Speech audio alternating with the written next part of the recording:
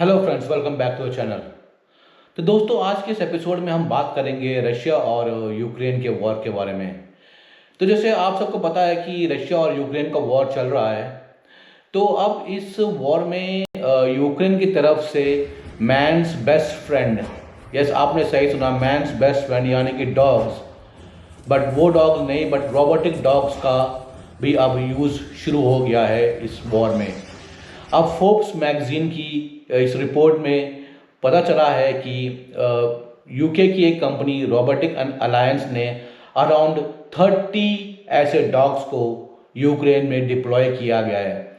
और साथ में एक वीडियो वायरल हो रही है जिसमें दिखाया गया है कि यूक्रेनियन ट्रूप्स अपने मिशन पर। इस डॉग की सबसे बड़ी एडवांटेज ये है कि इसको विजुअली देखना तो इम्पॉसिबल है, साथ में इसको थर्मल इमेजिंग से भी इसको ढूंढ पाना इम्पॉसिबल है। जो ऐसे वॉर डॉग्स हैं, ऐसे जो रोबोटिक डॉग्स हैं, इनकी जो है दो एडवांटेजेस हैं जो एरियल ड्रोन्स के ऊपर हैं।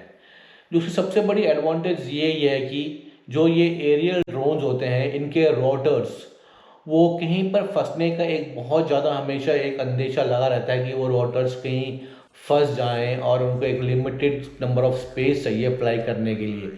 बट ये जो रोबोटिक डॉग्स हैं, ये जो है किसी भी बंकर में घुस सकते हैं ये, और क्या कहीं भी, और सोल्जर्स के साथ साथ चल सकते हैं ये डॉग्स, और उनके आगे भी चल सकते हैं ये। और सेकंड एडवांटेज ये है कि जैसे कि एरियल ड्रोन जो होते हैं, ये जब हवा से उड़ते हैं तो ये ग्राउंड में होने वाले जितने भी ऑब्स्टेकल्स होते हैं, जैसे कि आईईडीज हो गया या वायर ट्रैप्स हो गए, उनसे जो है, या बूबी ट्रैप्स हो गए, उनसे ये बच जाते हैं, ऊपर से उड़ जाते हैं। बट जबकि ये जो रोबोटिक डॉग्स हैं, ये आपकी ये जो है, जो सोल्जर्स की जो प्लेटून है या जो उसके आगे चलेंगे, और उसमें जो आगे चलते हुए कोई आईईडी होगा या कोई भी कुछ वायर ट्रैप्स, बूबी ट्रैप्स होंगे, तो उसको जो है इन सोल्जर्स को पहले ही पता चल जाएगा, इस ट्रूप को पहले ही पता चल जाएगा, और उनकी बहुत ही ज़्यादा ह्यूमन लॉस का जो है उससे बचा जा सकता है। तो इन सब कारणों की बहुत कारण है जो इन डॉग्स को, इन तरह के रोबोटिक डॉग्स को इन तरह के अब इस वॉर में यूज़ किया जा रहा है। तो ऐसे बहुत सारे कारण हैं, और साथ में ये है कि ये जो डॉग्स होते हैं, इनको at least around 2 miles, around 3 kilometres के दूर से इनको कंट्रोल किया जा सकता है। और साथ में ये अराउंड 9 mph यानी कि एटलीस्ट 14 किलोमीटर की इनकी जो स्पीड है, रनिंग की स्पीड है। और ये जो ड्रोन्स हैं, आप इनको ये सबसे बड़ी इनके एक और सबसे ज़्यादा जो इनका यूज़ आता है वो है कि ये एड करते हैं कम्युनिकेशंस में, और ये एड करते हैं एमरजेंसी ट्रांसपोर्ट ऑफ मेडिकल और emergency transport of ammunition to the soldiers. तो इन सब कामों के लिए भी इन डॉग्स का आजकल बहुत ज़्यादा यूज़ हो रहा है इस वॉर में। हालांकि इन डॉग्स को, इन रोबोटिक डॉग्स को आप फुली लोड कर सकते हो, इनके ऊपर आप कुछ भी इक्विपमेंट्स रख सकते हैं, इनको कितना भी लीथल चाहे तो ये लोग बना सकते हैं। तो ये अब नेक्स्ट जन वॉर में अब ये और वॉर डॉग्स का ही यूज़ होगा।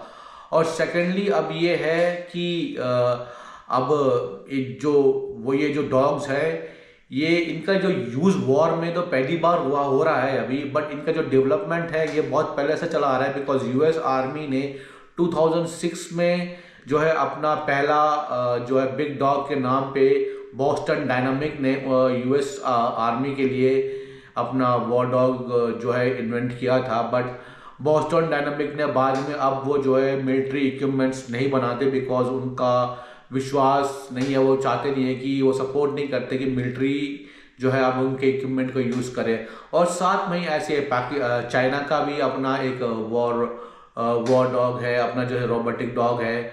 तो ऐसे बहुत सारी देश हैं और बहुत सारी कंपनियां हैं जो इसके ऊपर वर्क कर रही हैं और इस टेक्नोलॉजी के ऊपर वर्क कर रही है, बिकॉज ये बहुत ही एक्सेसिबल है और बहुत ही ईजी है यूज़ करने के लिए।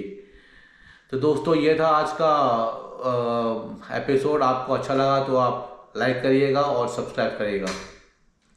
Thank you.